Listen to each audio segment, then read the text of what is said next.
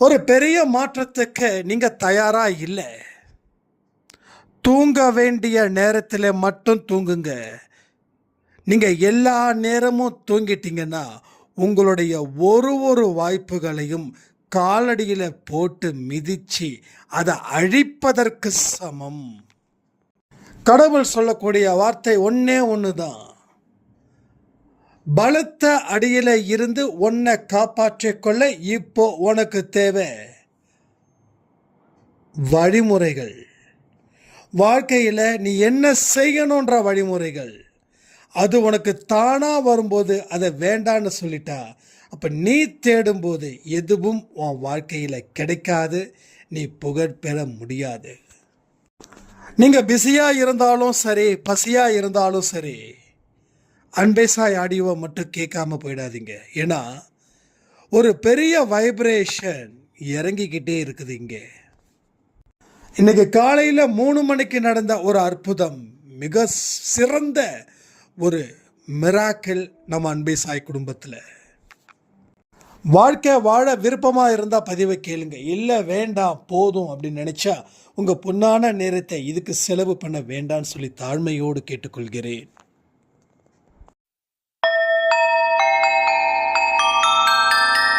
ஓம் சாயிரா சாயிரா, ஓம் சாயிரா சாயிரா, ஓம் சாயிரா சாயிரா, அன்பே சாயிரா, பேரன்பே சாயிரா, அகிலம் தளிக்க ஆத்மா விழிக்க அனுதினம் சாயிரா, எங்கள் அன்பே சாயிரா.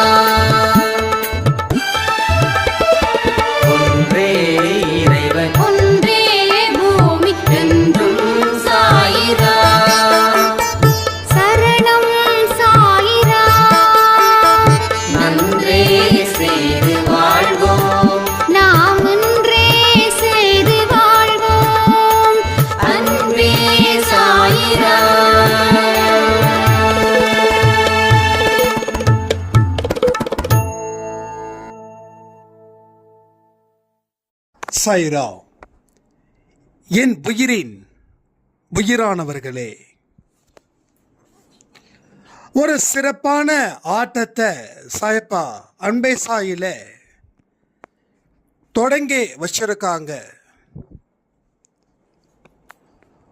உங்க வாழ்க்கையில் நேத்து நடந்த, அதாவது இன்னைக்கு அதிகாலையில் 3 மணிக்கு நடந்த ஒரு அற்புதத்தை அவ்வளவு சீக்கிரம் நம்மால மறக்கவே முடியாது. எந்த பிள்ளைகளுக்கு கடவுளுடைய அனுக்கிரகம் கிடைக்குதோ அவர்களுக்கு கடவுள் முதல் உரிமை கொடுக்கிறாரு. மனுஷனை பின்னுக்க வச்சுட்டு தெய்வத்தை முன்னுக்கு வச்சுக்க முடியுமா? நாம ஏதாவது ஒரு உதவி அப்படின்னா முதல்ல தேடுறது மனுஷனு. ஃபைனலா எந்த மனுஷனும் உதவி செய்யல அப்படின்னும் போது கடவுளே கதி அப்படின்னு நாம இருக்கிறோம். இப்போ மனுஷனை பின்னுக்கு தள்ளி வச்சு தெய்வத்தை முன்னுக்கு கொண்டு வரலாம். அதுக்காக நான் மனுஷனை இங்க வெறுக்கணும் அப்படின்னு சொல்லல. மனுஷனை வெறுக்கக்கூடாது. மனுஷனை மட்டும் இல்லை, எந்த உயிரினத்தையும் வெறுக்கக்கூடாதுன்னு நாம் அன்பேசாயில சொல்லியிருக்கோம். உங்களோட ஒரு பிரச்சனைகளுக்கும் கடவுளே தீர்வுன்னு சொல்லி முழங்கால் இட்டு கடவுள்கிட்ட பிரார்த்தனை செய்யும் போது உங்க நம்பிக்கையின் அடிப்படையில் கடவுள் உங்க கண்ணீரை நிச்சயமா துடைக்க வருகிறாரா இல்லையா? முடிஞ்சா உங்க உடம்பு நல்லா இருந்துச்சுன்னா ஒரு 5 நிமிஷம் தினமும் முழங்கால் இட்டு பிரார்த்தனை பண்ணுங்க.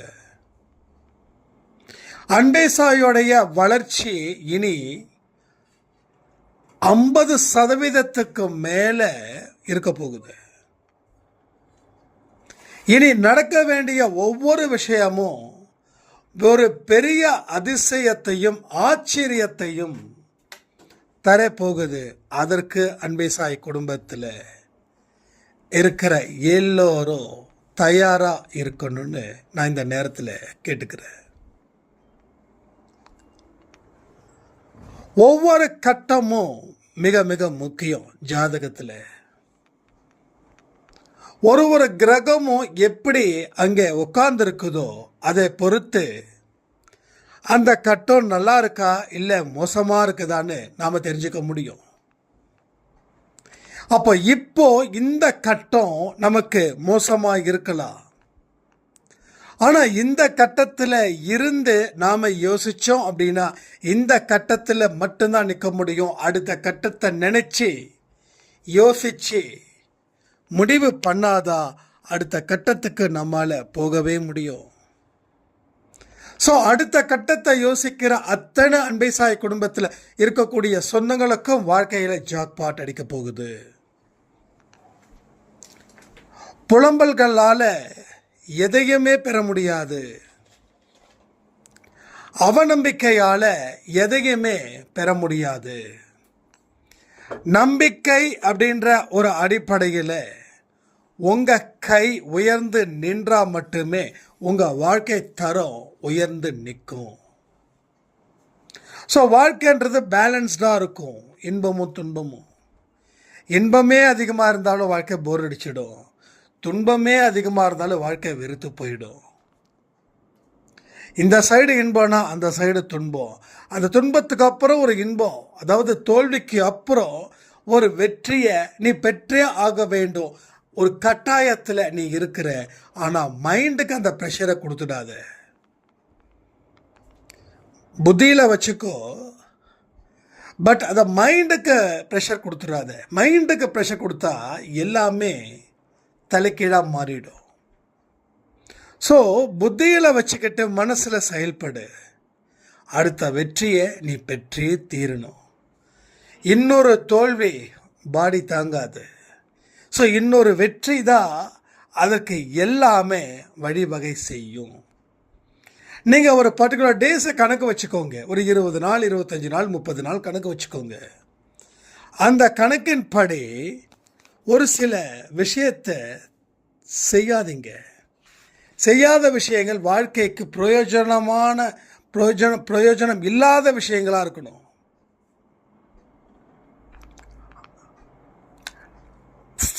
ஒரு எக்ஸாம்பிள், ரெகுலராக நீங்கள் 6 o'clock வேக்கப் ஆகுறீங்கன்னா, ஸோ அடுத்த 20 நாளோ 21 நாளோ 30 நாளோ 40 நாளோ வாட் எவர் இஸ், அது யுவர் சாய்ஸ். ஸோ அடுத்த ஒரு 7 நாளைக்கு 4 மணிக்கு எழுந்திருக்க போகிற சாயப்பான்னு சொல்லுங்கள்.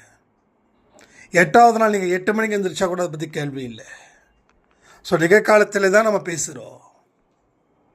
7 நாளோ இல்லை 14 இல்லை 21 இல்லை அதற்கு மேற்பட்ட நாளோ, தட்ஸ் யுவர் சாய்ஸ். இது மாதிரி சின்ன சின்ன மாற்றத்தை ஏற்படுத்தி வைராக்கியத்தை பலப்படுத்துங்க. வைராக்கியம் இல்லாத மனுஷன் எந்த இடத்துலையும் வாழ்க்கையில் சாதிக்க முடியாது. வைராக்கியம் இல்லாதவன் தன்னுடைய வசதிக்காகவே வாழுவான். வசதிக்காக இல்லைன்னு சொல்லுவான். அதே போல் எதை இல்லைன்னு சொன்னானோ அது இருக்குதுன்னு சொல்லுவான். மாறி மாறி பேசுவான். அவன் கடைசி வரைக்கும் அப்படி தான் இருப்பான். ஒரு விதமான வைராக்கியமும் ஒரு விதமான நம்பிக்கையும் நாம் இணைந்து போராட ஆரம்பிச்சிட்டோம் அப்படின்னா இந்த கட்டத்தில் இருந்து அந்த கட்டத்துக்கு நம்மளால் போக முடியும். நாம் என்னென்னமோ நினைக்கிறோம், அது நடந்தால் நல்லாயிருக்கும், இது நடந்தால் நல்லாயிருக்கும். ஒன்று சொல்லட்டுமா? எது எதெல்லாம் உங்களுக்கு நடக்கணுமோ அதை கடவுள் காட்டுறாரு. அதன்படி தான் நீங்கள் ஆசைப்படுறீங்க. நீங்கள் ஆசைப்படுறது நான் சரி தப்புன்னு சொல்ல வரல. கிடைக்க வேண்டிய ஒன்றுக்காக தான் நீங்கள் ஆசைப்பட்டு இருக்கீங்க. கிடைக்காததுக்காக நீங்கள் ஆசைப்படலை.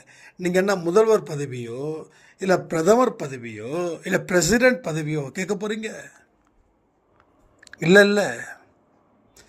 அப்போது உங்களுக்கு என்ன தேவையோ அது உங்களுக்கு கண்ணுக்கு முன்னாடி கடவுள் நிறுத்துறாரு. ஆனால் அந்த தேவையை நீ அடையணும் அப்படின்னா நீ அன்பே சாய் ஆடியோவை கேட்கணும். ஏன்னா எப்படி அடையணும், அதை எப்படி பெறணும், அடையும் போது வரக்கூடிய பிரச்சனை என்ன, அடைந்ததுக்கு அப்புறமா உன் வாழ்க்கையில் நடக்க போகிற அதிசயம் என்னன்னு நம்ம தெளிவாக ஒரு பதிவிலையுமே சொல்லிட்டு தானே இருக்கோம். ஸோ இதை விலக்கி வையே, இதை கொண்டு வா அப்படின்னா முடியாது. ஸோ விலக்கி வைக்கிறத விலக்கி வைக்கணும். விலக்கி வைக்கக்கூடாததை விலக்கி வச்சா வாழ்க்கையில் எதையுமே செய்ய முடியாமல் போயிடுமே. ஸோ எப்பேற்பட்ட ஒரு அதிசயம் அந்த 3 மணிக்கு நடந்தது. 12 மணி பதிவை நிச்சயமாக சொல்கிறேன், எல்லாராலையும் பார்க்க முடியாது.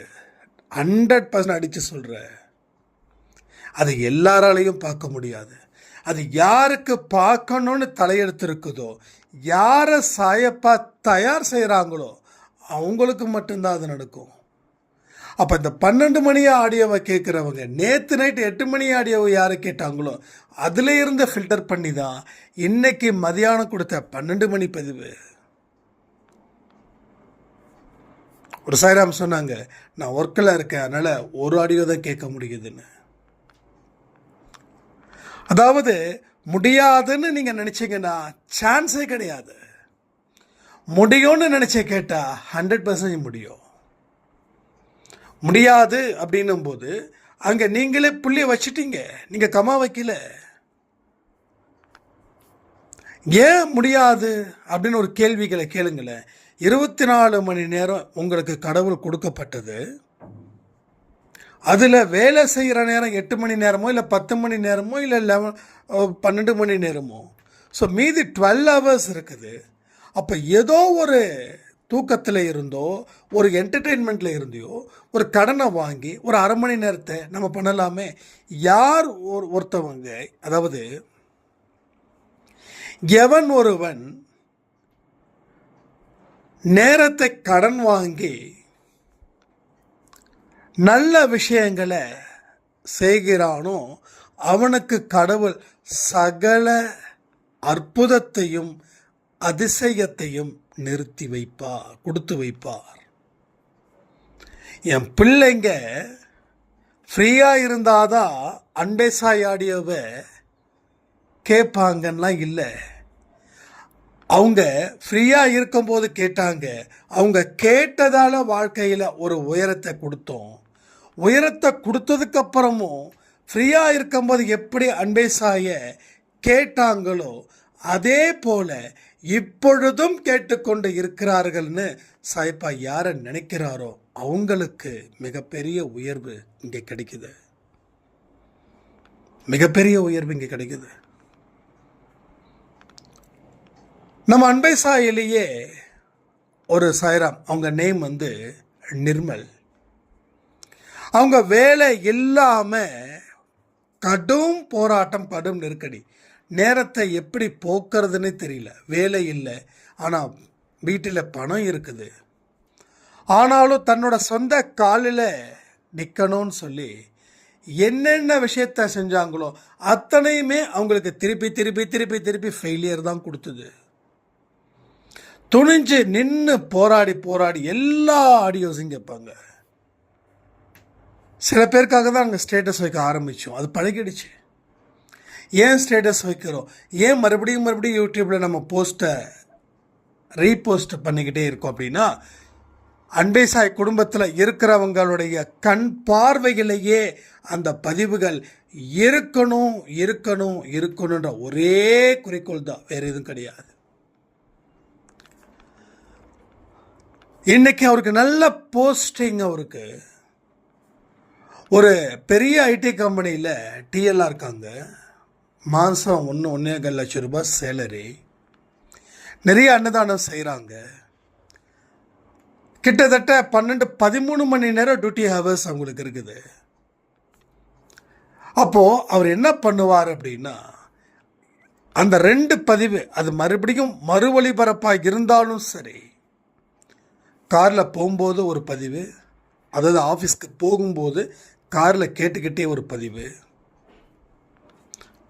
திருப்பி ஆஃபீஸ்லேருந்து வீட்டுக்கு வரும்போது ஒரு பதிவு. ஒருவேளை கேட்க முடியலன்னா கேட்டுட்டு தான் மற்ற வேலைகளை அவங்க பார்க்குறாங்க.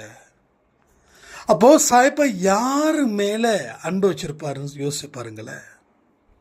யார் மேலே அன்பு வச்சுருப்பாரு? யார் அவருடைய மனதை வென்றார்கள்? யார் வெல்ல முடியும்? யார் வெல்ல முடியும்?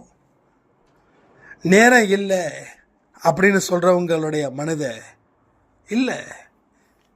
நீ எவ்வளவு பிஸியாக இருந்தாலும் சரி, நீ எவ்வளவு பசியாக இருந்தாலும் சரி, நான் இந்த பதிவுகளை கேட்காம என் கண்ணில் தூக்கம் வராது அப்படின்னு எந்த குழந்தை ரொம்ப ஸ்ட்ராங்காக அழுத்தம் திருத்தமாக வைராக்கியத்தோட அவர்கள் இருக்கிறார்களோ அவர்கள் சாயப்பாவோட மனதை வென்றவர்கள். சாயப்பாவோட மனதை வென்றுட்டா உங்களை எவனாலையும் எந்த கொம்பனாலையும் வெல்ல முடியாது. டைரியில் எழுதி வச்சுக்கோங்க. நாம் என்னதான் மேலே மேலே மேலே போனாலும் நீ செதுக்கிறத நிறுத்திட்டா மேலே இருக்கிற நீ கீழே பொத்துன்னு விழுந்துடுவ. கீழேயே விழுந்துட்டா அடி இல்லை, மேலே போய் கீழே விழுந்துட்டா அடி பலத்த அடியாக மாறிடும். ஜாக்கிரதையாக இருக்கணும், சர்வ ஜாக்கிரதையாக இருக்கணும், எல்லா விஷயத்திலையும் ஜாக்கிரதையாக இருக்கணும். ஒருத்தர் கீழே விடுறதுக்கும் முதல் மாடியிலேருந்து கீழே விடுறதுக்கும் 100வது மாடியிலேருந்து கீழே விடுறதுக்கும் அடி எப்படிப்பட்டதாக இருக்குதுன்றதை நீங்கள் கொஞ்சம் கற்பனை பண்ணி பாருங்க. அப்படி மேலே போகிற சந்தோஷம் ரொம்ப ஹாப்பி, ரொம்ப ரொம்ப ஹாப்பி. ஏன்னா கடவுள் உன்னை பார்த்துட்டாரு, அதனால நீ மேலே போகிற. ஆனால் நீ மேலே போனதுக்கப்புறம் கடவுளை நீ பார்க்கலன்னா கடவுள் உன்னை மறுபடியும் பார்க்க வச்சிருவார். அப்படி மேலே இருந்து கடவுளை பார்க்க மாட்டேன், மேலே போன நீ கீழே விழுந்து கடவுளை பார்ப்ப. ஆனால் 2வது சாய்ஸு அவ்வளவு சீக்கிரம் ஃபஸ்ட்டு சாய்ஸில் கிடைச்ச மாதிரி எளிமையாக இருக்காது. அது பெரிய சேலஞ்சுக்கு மேலே சேலஞ்ச், அது கொடுத்தே தீரும். அதுதான் சொல்கிறேன், எந்த உயரத்துக்கு போனாலும் நீங்களா இருங்க, அந்த நிர்மல் சாய்ராம் போல. இது மாதிரி பல பேர் என்னால் சொல்ல முடியும். நான் அவர் மட்டும்தானா தம்பி? நானும் தான் பார்க்குறேன். எஸ், உங்களுக்கும் சேர்த்து தான் சொல்கிறேன், உங்களுக்கும் சேர்த்து தான் சொல்கிறேன். எத்தனையோ பேர் என்னோட பதிவை கேட்டுட்டு தூங்குறவங்களும் இருக்காங்க. அப்போ எங்கே விட்டோமோ அதை மறுபடியும் கண்டினியூ பண்ணி கேட்குறவங்களும் இருக்காங்க. ஸோ கண்டிப்பாக சொல்கிறேன், ஒன்று புரிஞ்சுக்கோங்க. உங்களுக்கு சத்தியமாக சொல்கிறேன், நல்லது மட்டும்தான் நடக்கும் வாழ்க்கையில். எவ்வளவு பெரிய கர்மாக்கள் வந்து உங்களை அழிக்கணும்னு நினச்சா கூட அந்த கர்மாவுக்கு தான் அழிவே தவிர உங்களுக்கு நிச்சயமாக அழிவுன்றது வார்த்தையில் கூட இல்லை, வார்த்தையில் கூட அழிவுன்றது இல்லை. நல்லா புரிஞ்சுக்கோங்க.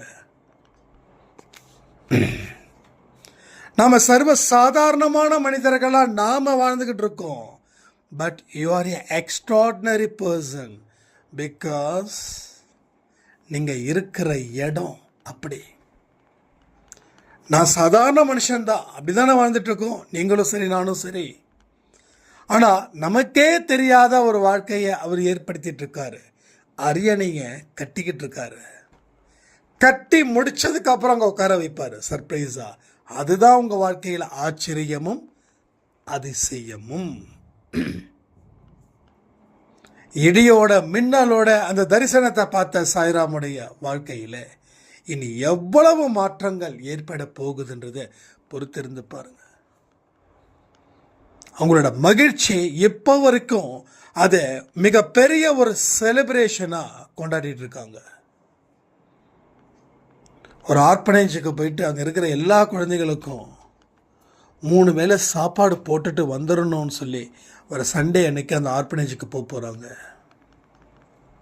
ஸோ கடவுளுடைய அனுக்கிரகம் நமக்கு இருக்கணும், அது முக்கியம். அது இந்த உலகத்தில் இந்த யுகத்தில் அது இருந்தால் மட்டும்தான் நீங்கள் தப்பிக்க முடியும். என்னதான் சுய அறிவை கொண்டு நீங்கள் சவால்களை எதிர்த்து நின்னாலும் அந்த சுய அறிவை தாண்டி வரக்கூடிய பலத்தை உங்களால் தாக்கு பிடிக்கணும்னா கடவுள் பலம் என்று ஒன்று வேண்டும்.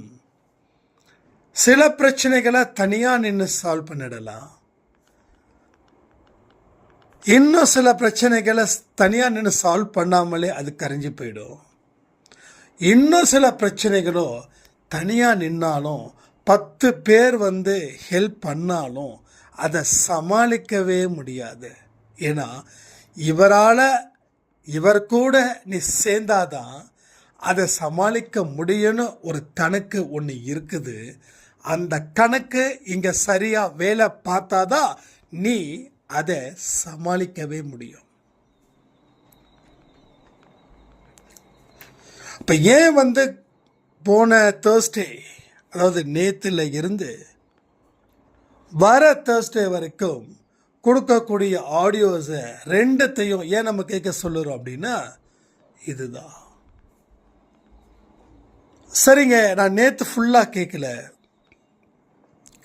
2 ஆடியோவும் கேட்கல. அப்போ எனக்கு நான் என்ன பண்ணுறது? ஒன்று தான் சொல்கிறேன். போன வியாழக்கிழமையிலேருந்து, அதாவது நேற்று 12 மணி ஆடியோவையும் நேற்று நைட்டு கொடுத்த 8 மணி ஆடியோவும் இன்னைக்கு 12 மணிக்கு கொடுத்த ஆடியோவையும் 3த்தையும் கேளுங்க. ஒன்று சொல்கிறேன், ஏனோ தானோன்னு கேட்கக்கூடாது. புரிஞ்சு நிதானமாக கேட்கணும். நோட்ஸ் எடுத்தே ஆகணும். ஒரு பெரிய மாற்றத்தை நிச்சயமாக இந்த அன்பே சாயில சாயப்பா கொடுக்கத்தான் போகிறாரு. அதனால் ரொம்ப தெளிவான மனதோட ஒவ்வொரு விஷயத்தையும் நீங்கள் ஆரம்பிச்சிடுங்க. அதே போல் இன்னொன்று சொல்லணும், நான் அடிக்கடி ஆடியோ கொடுக்கறத நோட்ஸ் எடுங்கன்னு சொல்கிறேன் இல்லையா? இதை ரெகுலராக நம்ம அன்பே சாயில இருக்கக்கூடிய ஒரு சாய்ராம் பண்ணிகிட்ருக்காங்க. ஸோ அவங்களுக்கு நம்மளுடைய வாழ்த்துக்களை தெரிவிச்சுக்கலாம். அவங்க நேம் சாய் அங்கமுத்து. 30 நிமிஷம் ஆடியோ, ஆனால் 50 நிமிஷத்துக்கு மேலே நான் நோட்ஸ் எடுக்கிறேன். ஒவ்வொரு பாயிண்ட்டாக எடுத்து எடுத்து எடுத்து எடுத்து அப்படின்னாங்க. ஸோ நிச்சயமாக சொல்கிறேன், ஒரு பெரிய மாற்றத்தை அவர் பார்க்காம போகவே முடியாது. ஸோ அதனால் ஒரு அற்புதமான வழி, ஒரு அற்புதமான வாழ்க்கை நிச்சயமாக அவருக்கு கிடைக்க தான் போகுது. அவரை நாம் கண்டிப்பாக இந்த பதிவின் மூலமாக பெருமைப்படுத்துவோம். நீங்களும் சொல்லுங்கள், சாய் அங்கமுத்து சாய்ராமுக்கு வாழ்த்துக்கள் அப்படின்னு. ஸோ இதுவரைக்கும் அன்பே சாயில கொடுத்த பதிவுகளை விட இனி வரக்கூடிய ஒவ்வொரு பதிவுகளும் ரொம்ப ரொம்ப ரொம்ப ஃபயராக இருக்கும். ரொம்ப ரொம்ப அலர்ட்டாக இருங்க. தூங்க வேண்டிய நேரத்தில் மட்டும் தூங்குங்க, எல்லா நேரமும் தூங்கிடாதீங்க. தூங்கக்கூடாத நேரத்தில் தூங்கிட்டா மறுபடியும் அந்த காலம் ரிப்பீட் ஆகாது, ரிப்பீட் ஆகவே ஆகாது. நான் அடித்து சொல்லுறேன், சத்தியமாக சொல்லுறேன், வார்த்தைகளை நம்புங்க. டெஃபினட்டாக சொல்கிறேன், திருப்பி அந்த காலம் வரவே வராது. அதனால தான் நான் பதிவுகளை ரொம்ப தெளிவாக சொல்கிறேன். ஒவ்வொரு பதிவுகளும் உங்கள் வாழ்க்கையோட கர்மாக்களை அழிப்பதற்கான வழிகளை அது சொல்லி கொடுக்குது. ஒரு சின்ன முயற்சி தான்.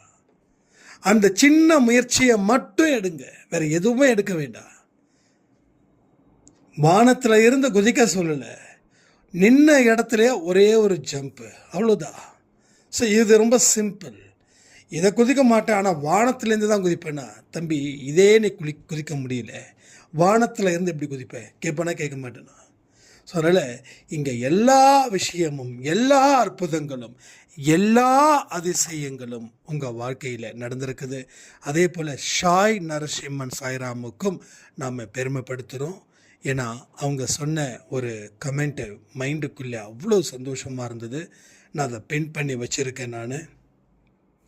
ஸோ பெரிய ஒரு வாழ்க்கைக்கு கடவுள் நம்மளை தயார் செய்யும்போது நாம் தயாராகலைன்னா அது கடவுளுக்கு நஷ்டம் இல்லை, நமக்கு தான் நஷ்டம்னு சொல்லி இந்த பதிவை நான் முடிக்கிறேன். ஜெய் சாய்ராம்.